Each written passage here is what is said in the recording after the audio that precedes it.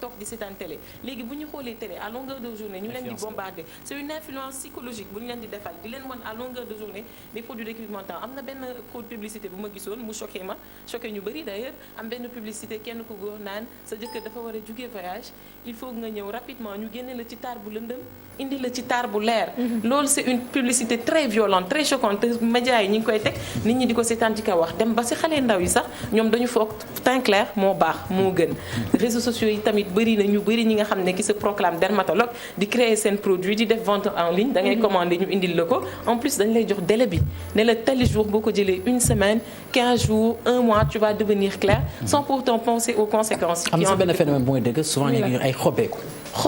xooleeku xees pecc yooyu yëpp dëgg la ñu ma li ñuy def mais c'est que bu ñu xamoon danger produit yi ci nekk xam nga ñuy xeesal léegi dem nañ ba dissolvant bi nga xamante ne dañ ko doon utiliser pour di ci wey yi léegi dañ koy def seen jiw yi di ci def acide de fruits comme ay genre citron di ci def gingembre ak propionate de clobétasol nga xam ne ñun benn produit la boo xam ne en dermatologie ñun dañ koy utiliser pour traiter yenn affection yi ci mel ne eczéma lichen wala même psoriasis mais da ngay gis femmes yi dañ koy jël di ko utiliser pour xees effet secondaire yi c'est dramatique. am na beneen bu gën a grave muy glutathion nga xamante ne dañ ko doon utiliser ci yenn maladies yi nga xam ne maladie de Parkinson la wala Alzheimer carrément femmes yi dañ koy jël di ko injecté wu ak benn dose bi ça peut être mortel. Franchement. alors man balaa may ñëw déjà ci conséquences yi nga wax sur le plan sanitaire. dina baax tamit ñu ñëw ci télé yi nga xamante ne nii cité nga leen. lu tax ma ci taxaw télé ku ko yor business nga yor. dëgg la donc soo gisee sponsor bu lay accompagner da nga koy nangu. mais lu tax may wax loolu mooy foofu ñooñu di ñëw di indi seen i produits. lobby yu gën a am doole la ñoo nekk ci ginnaaw ñooy fexe insérer seen produit ci marché bi donc est-ce que du xeex bi foofu la war a commencer que di njëkkee ci média ndax média xaalis dëgg la moo tax panel yi ñu organisé le 12 octobre passé organisé woon nañ benn pré-panel musée des civilisations noires la boobu objectif bi c'était quoi la rédaction d'un mémorandum qu'on doit remettre au chef de l'État son excellence monsieur le président de la République Macky Sall on avait convoqué toutes les associations féminines la société civile les bajjanu góor et certains acteurs de la presse également invité leen pour ñu cibler vraiment yan ñooy points yi après on s'est rendu compte que techniquement il y avait pas encore de loi ni de décret boo xam ne day interdire formellement publicité loi sur le contenu bi interdire publicité produits dépigmentants au Sénégal là aussi nous sollicitons l'implication de la douane parce que boo xoolee yenn dëkk yi mel ne Rwanda Paul Kagame a fermement pris la décision d'interdire la vente des produits dépigmentants sur son territoire. parce que produit yi fa lay jaar ci frontière yi fa lay jaar léegi Rwanda benn produit xeesal duggatu fa kenn amul fitu jaay ko les télévisions mën nañu wax ne ils sont au deuxième plan mais l'essentiel mooy produit yi douane di bàyyi muy dugg ci dëkk bi femmes yi di ko jëfandikoo te loo xam ne ay indications strictement médicales la loolu moo alarmant. cher alors am na beneen loo xamante ne bëgg naa ñëw ci docteur Sang daf ko romb rek. góor yu bari ñoom ñooy pousser seeni soxna. ñu xeesal. loolu am waaw bon loolu mënut a ñàkk ñàkkul ni am na ñi nga xamante ne nañ koy faral di wax très souvent pour certainement ñoom itam peut-être influence bi nga xamante ni pub beeg yooyu def na ko ci ñoom dañuy dem ba jàpp ne peut-être que pour nga taaru foog nga xees mais aussi je pense que quelque part tamit bu loolu yëpp a weesoo aussi il y a la responsabilité bi nga xamante ne wax nga ko muy engagé d'abord dans un premier temps disons l'État mi nga xamante ne xëy na moom war a mën a jël les mesures idoines au niveau des frontières bañ que produits yooyu bañ a dugg mais l'autre chose aussi mooy le sens de la responsabilité aussi des médias mais quoi que l'on dise aussi nu ko Aram waxee les entreprises de presse aussi dañu nekk dans une logique disons économique li nga xamante ni xëy na ils ne mettront pas tout mais si toutefois tiré wuñu alarme bi comme il le faut ñoom tam peut-être mën nañoo jàpp ni que war nañ ko mën a teg aussi xam nga Cheikh boo xoolee c'est comme le tabac boo xoolee amul benn télévision buy publicité cigarette parce que xam nañ effet néfaste sur la santé xam nañ danger yëpp yi muy am léegi nag peut-être ñun couverture médiatique bi ak ni ñu doon waa aroon réagir ci réseaux sociaux yi peut-être foofu lañ tollagul mais gis nga ni ñuy def ba interdit tabac du génn télé te boo leen xoolee boîte cigarette yi dañ ciy bind def ci ay photos yoo xamante ne koy jënd normalement yow xam nga ne lii moo la siy fekk tandis qu'au Sénégal loolu amul butéelu xeesal da ngay jël benn butéelu xeesal bu jar 300 francs wala 500 francs ñu dessiné ci benn fille boo xam ne elle est naturellement claire ñu bëgg jël benn jigéen bu mel ne man gëmloo ma que dans un mois mën naa mel ne noonu xam nga loolu c'est impossible mais comme ni ngeen ko waxee rek bis bu ci loi yi jàppee parce que vraiment bii ba suñu action bi panelu demain bi incha allah ñu leen di ci invité loolu la ñu gën a bëgg on veut une loi interdisant la vente des produits dépigmentants au Sénégal. loi boo xamante ne dafa am bu ko ñu ngi ciblé femmes parlementaires yi également ñoom sax si ñoom nañu jéggal am na ay femmes dépigmentées mais ñi ngi woo ñëpp ñu jàpp si combat bi stigmatisé wuñu kenn xeexuñu kenn association bi la preuve am na ay femmes dépigmentées yu si bokk di ñu nettali seen calvaire di ñu nettali conséquences yi ñu ci am on pense même à porter plainte pourquoi pas parce que actuellement on a hospitalisé au cours de l'année scolaire peut-être benn femme boo xamoon ne amoon na cancer te am na ñeneen ñu dul moom famille moom yëpp tumuranke donc rien qu'elle benn nit boobu donc bu jógee porter plainte loi bi mën nañ ko gën a mais docteur est-ce que loolu moo tax ce matin madame la présidente de l'association bi nga xam ne invité woon nañu ko à la RFM voilà Fatima Tali jot naa ko dégg aussi mais expliqué comme quoi que ni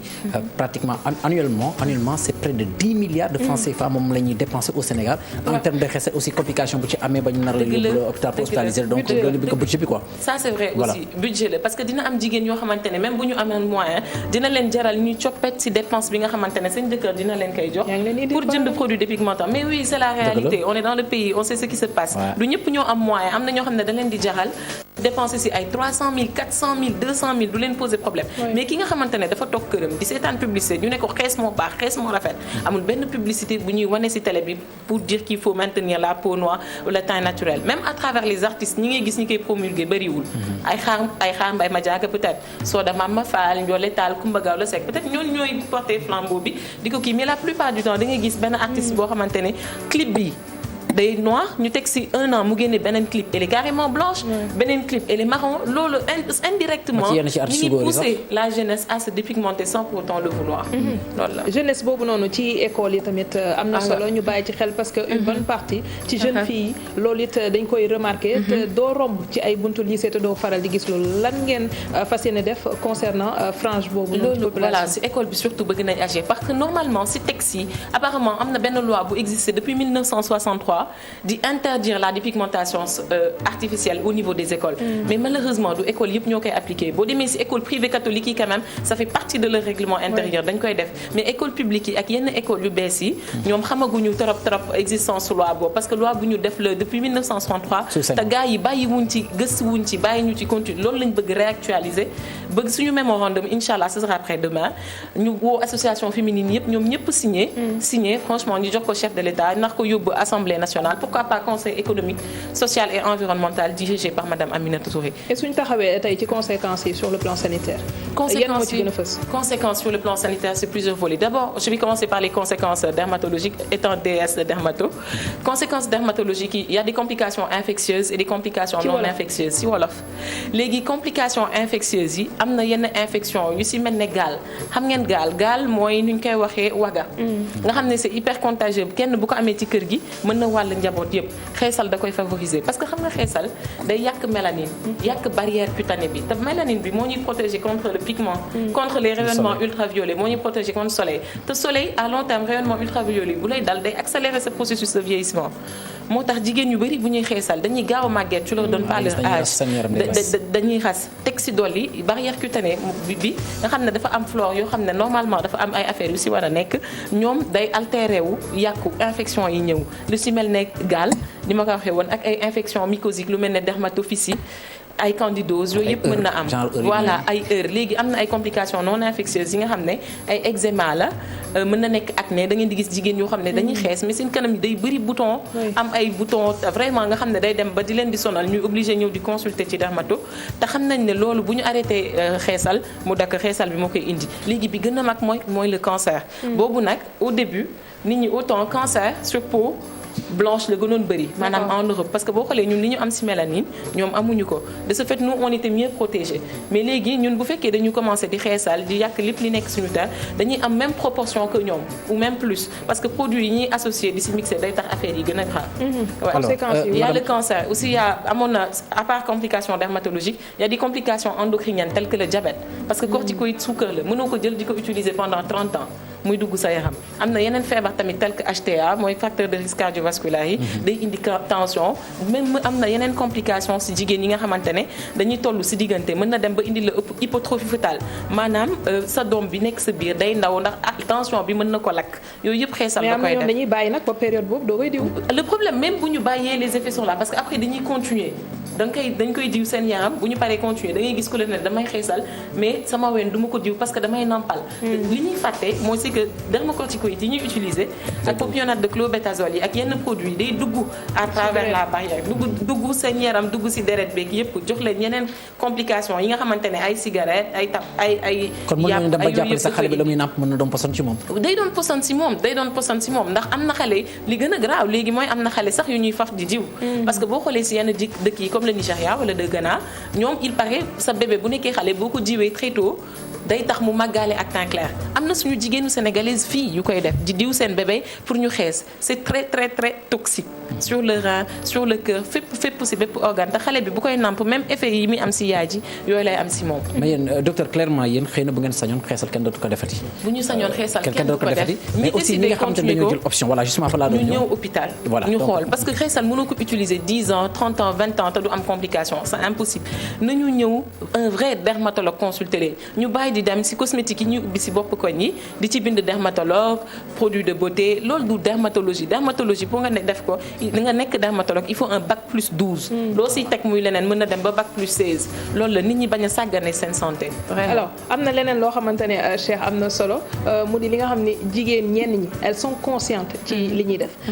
tey naka ngeen fas yéene def pour ñoom ñu approprier wu li nga xam ne moom ngeen parce que tamit nit ki day fekk boo ko bëggee dimbali. mu nangu nga dimbali ko. mais am na si ñoo xam ne dañ koy xam mais dañ koy continuer di def. dëgg la léegi man ñun premier conseil bi ñuy vraiment ñun dañu bëgg sensibiliser accompagner bëgguñu yam kese ci wax.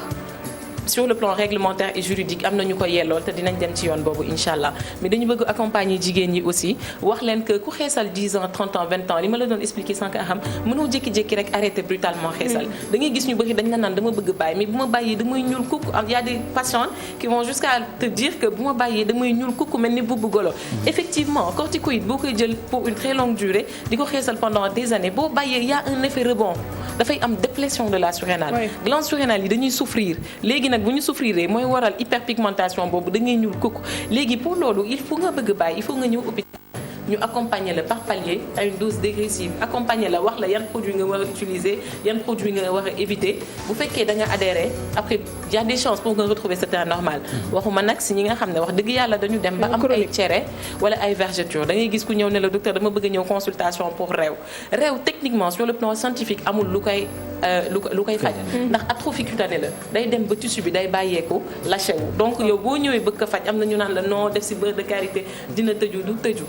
xeesal day wax da nga koy utiliser ñu naan la baax na